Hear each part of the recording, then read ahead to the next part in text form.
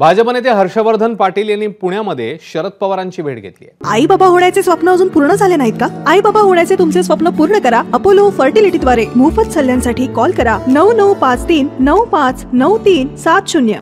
आज पुण्यामध्ये वसंतदादा शुगर इन्स्टिट्यूटचा कार्यक्रम होता। या कार्यक्रमानंतर पवार आणि हर्षवर्धन पाटील यांची स्वतंत्र बैठक झाली आहे।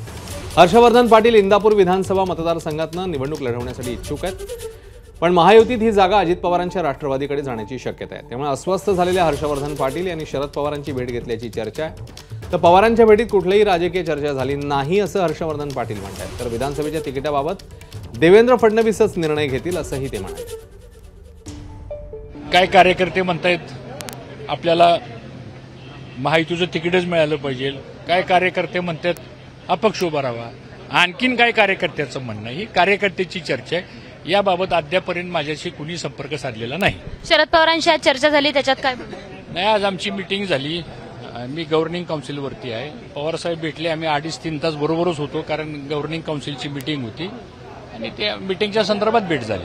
महाविकास आघाडीचे पण असंख्य लोक आहेत आमच्या संपर्कात, पण एकदा तुमच्या महायुतीच्या बातम्या कमी पडल्या तर आम्ही मग महाविकास आघाडीच्या बातम्या तुम्हाला देतो चालवण्यासाठी। रांग लागलेली आहे, पण ह्यांचे 2-4 तुमच्या स्टोऱ्या जेव्हा संपतील तेव्हा आम्ही महाविकास आघाडीच्या सुरू करतो।